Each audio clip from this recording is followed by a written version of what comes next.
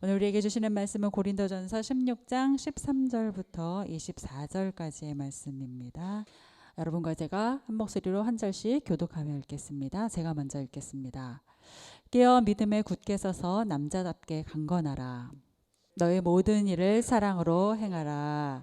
형제들아, 스데바나의 집은 곧 아가야의 첫 열매요 또 성도 섬기기로 작정한 줄을 너희가 아는지라 내가 너희를 권하노니 이 같은 사람들과 또 함께 일하며 수고하는 모든 사람에게 순종하라. 내가 스데바나와 브드나도와 아가이고가 온 것을 기뻐하노니 그들이 너희의 부족한 것을 채웠음이라. 그들이 나와 너희 마음을 시원하게 하였으니 그러므로 너희는 이런 사람들을 알아주라. 아시아의 교회들이 너희에게 문안하고 아굴라와 브리스가와 그 집에 있는 교회가 주 안에서 너희에게 간절히 문안하고 모든 형제도 너희에게 문안하니 너희는 거룩하게 입맞춤으로 서로 문안하라. 나 바울은 친필로 너희에게 문안하노니 만일 누구든지 주를 사랑하지 아니하면 저주를 받을지어다. 우리 주여 오시옵소서. 주 예수 그리스도의 은혜가 너희와 함께하고 나의 사랑이 그리스도 예수 안에서 너희 무리와 함께 할지어다. 아멘. 이제 정말 고린도전서 마지막 부분입니다. 이제 마감하는 부분이죠. 마지막 인사 부분은 늘 그렇듯이 이제 말 그대로 인사가 있고 그 다음에 꼭 해주고 싶은 당부가 있죠. 자, 사도 바울이 고린도 교회에 어떤 인사를 남겼는지 좀 우리 함께 이 시간 나눠볼 수 있기를 원합니다.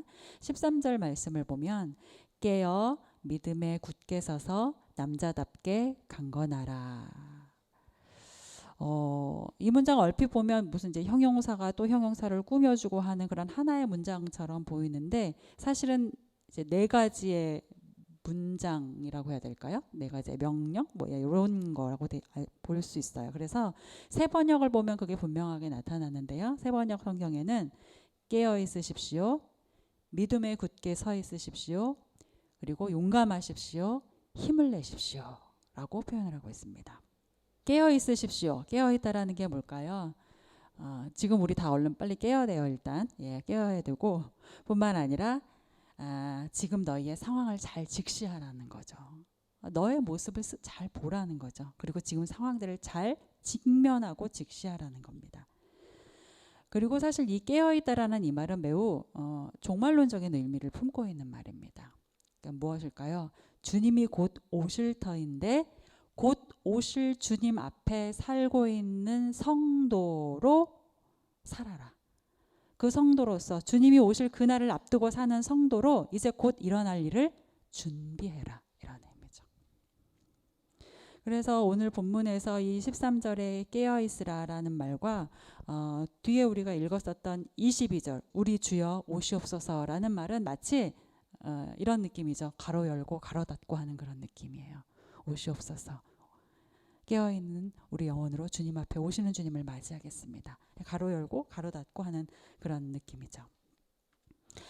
두 번째, 믿음에 굳게 서서 말 그대로 흔들리지 말라는 겁니다. 가르쳐준 복음 그대로 그 순수성을 유지하며 살아라는 겁니다. 세상의 이 말, 누군가의 저 말에 혹하지 말고 또 세상의 지혜와 섞지 말고 살아라는 겁니다. 그 말씀 그대로 살아라는 겁니다.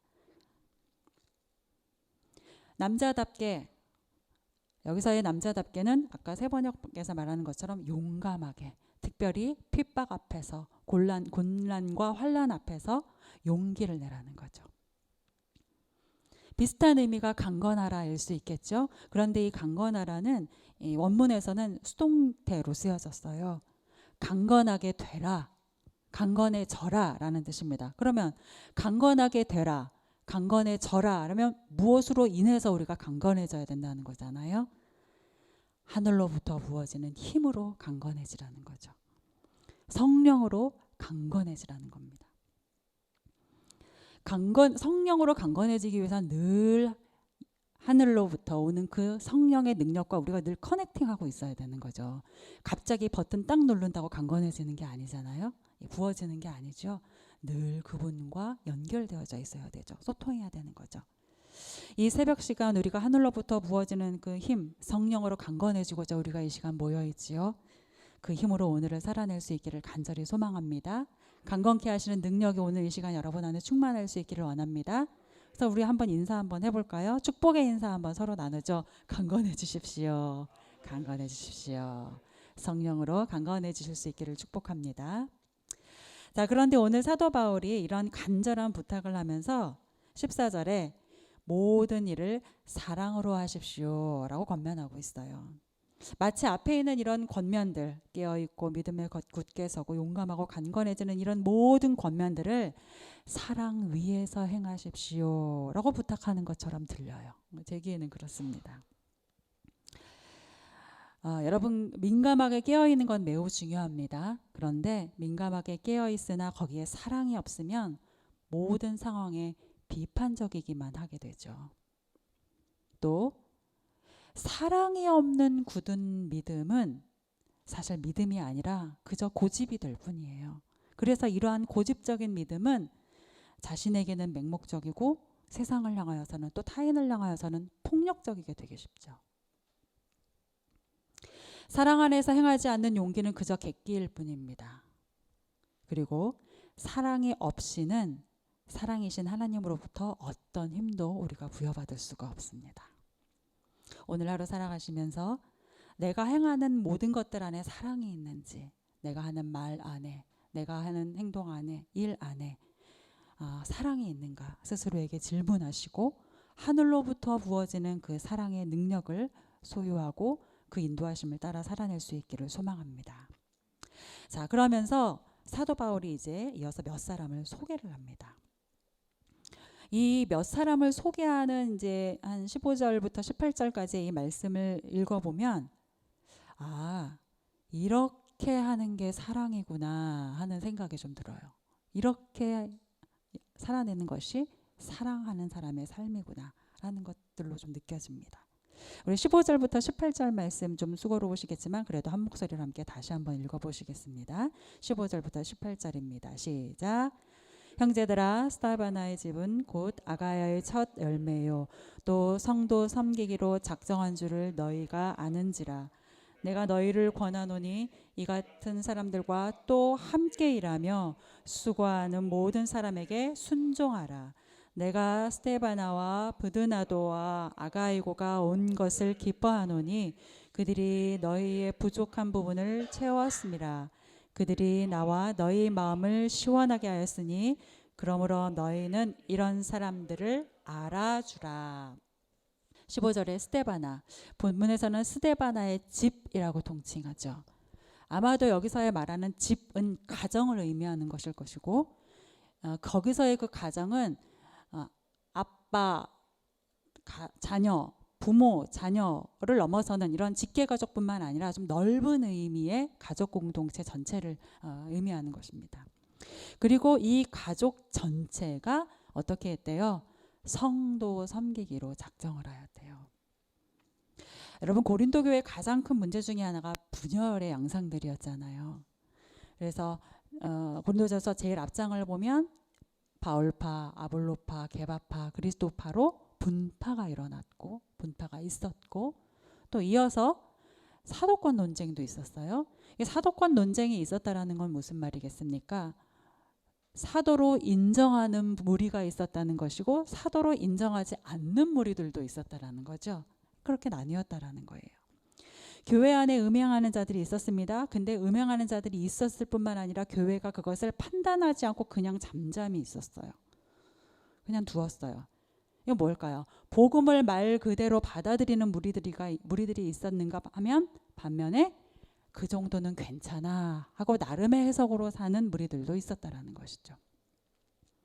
성만찬 논쟁도 있었습니다. 여러분, 교회이지만 세상과 별반 다르지 않게 빈부를 따라 나뉘기도 합니다. 그래서 얼마나 빈부를 따라 나뉘고 이것이 극심했는지 그것 때문에 성만찬조차 제대로 할 수가 없는 상황이었던 거잖아요.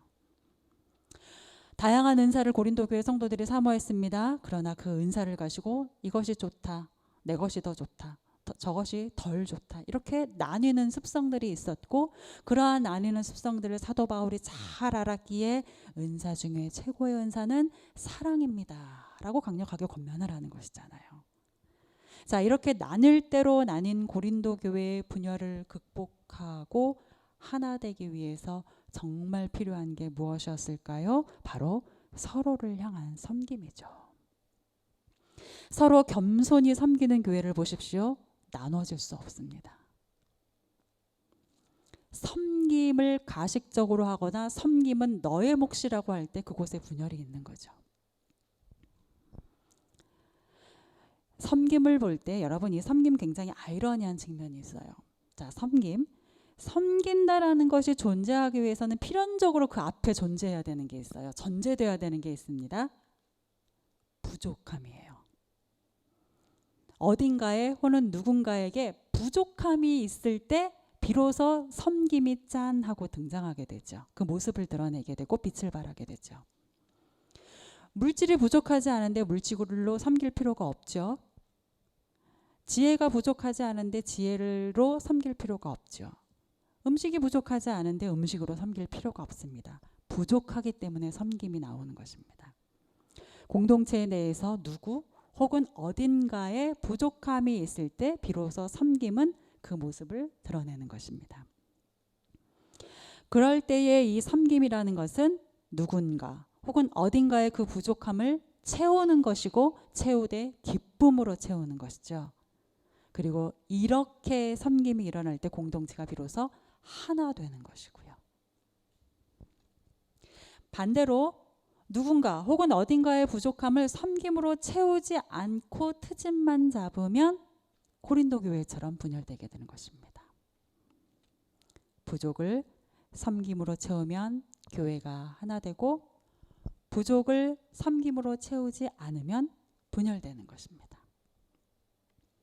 스데바나 집이 이 섬김을 지금껏 작정해 왔다는 것이고 그렇게 또 할 것이라는 겁니다. 그러니 고린도 교회여 이 같은 사람들과 함께 일하고 순종하십시오. 누구와 함께 일하고 그 일하는 상대방을 어떻게 평가하느냐가 그 공동체의 아주 특별한 정체성일 수 있습니다. 특징일 수 있어요.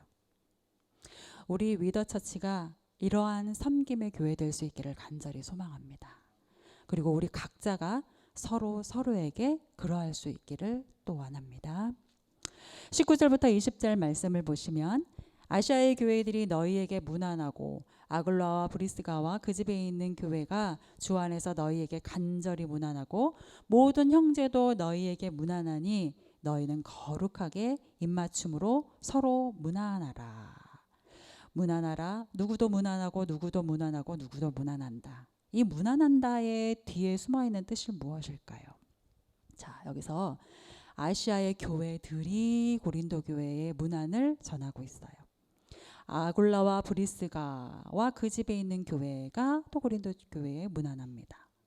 모든 형제, 우리가 지금 읽지는 않았지만 그 뒤에 21절에 보면 사도 바울까지도 또 내가 문안한다 라고 표현하고 있어요. 물론 1차적으로 문안은 인사입니다. 안부를 여쭙는 거죠. 평안하셨습니까? 그리고 평안하십시오 라고 안부를 여쭙는 거죠. 그런데 여러분, 아시아의 교회들, 저 건너 아시아에 있는 교회들의 안부가 나하고 무슨 상관이 있을까요?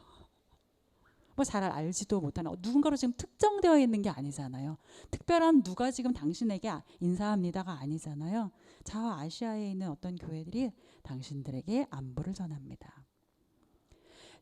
브리스가와 아골라, 지금 당장 여기 있지도 않은 사람, 그 누구누구가 안부를 전하는 게 무슨 상관이 있을까요? 무슨 의미가 있을까요? 또 구체적으로 이름이 언급되지도 않는 그 어딘가에 있는 모든 형제들, 그 모든 형제들이 전하는 인사가 무슨 의미가 있는 것일까요? 어찌 보면 사도 바울이 굳이 언급하지 않아도 될 법해 보이는 이 부분을 굳이 성경에, 이 편지에 썼어요. 쓸 때에 그 사도 바울의 마음은 어떤 것이었을까요? 아시아 어딘가의 교회들도 교회다.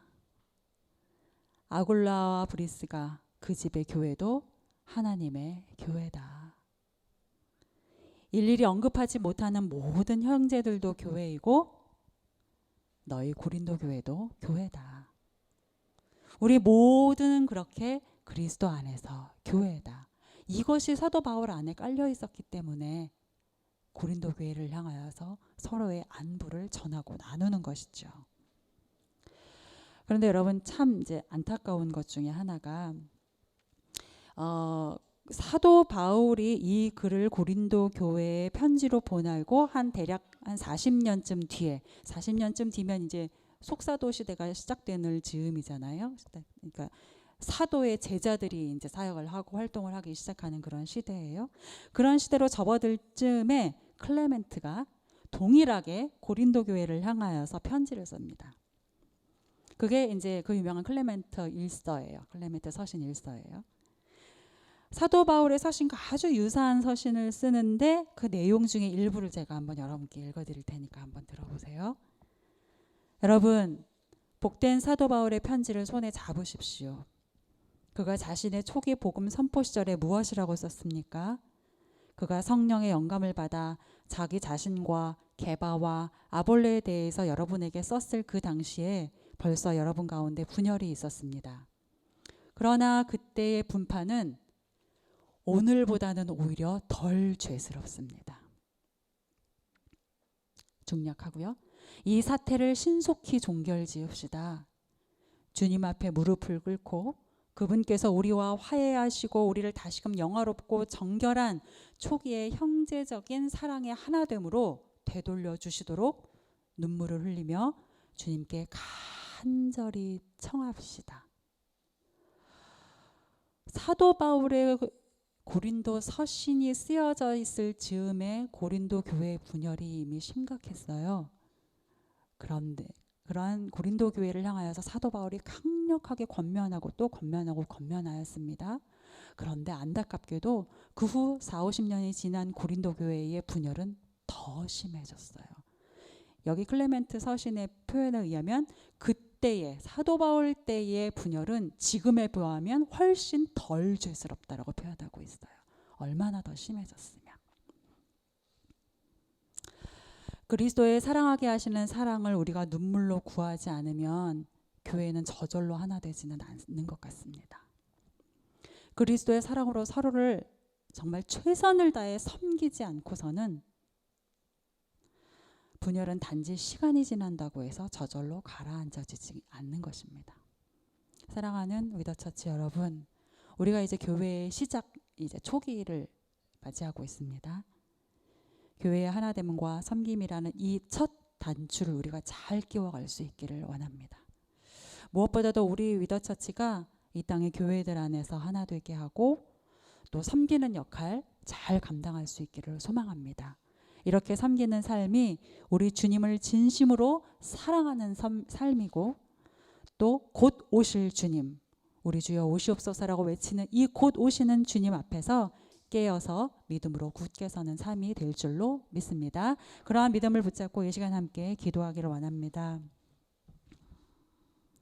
세상은 저마다 자기가 중요하다고 말합니다. 모든 기준은 내 안에 있다라고 말합니다. 그러한 세상 속에서 우리는 나와 너, 우리 모두가 중요하다는 이 복음의 가르침을 지켜내야 하고 섬김으로 살아내야 합니다.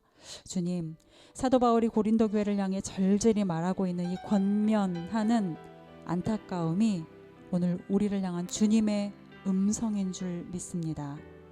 오늘도 상처난 곳 싸매고 부족한 곳 채우는 섬김의 하루 살아내게 하여 주시옵소서. 우리 말씀을 기억하며 함께 통성으로 기도하시겠습니다.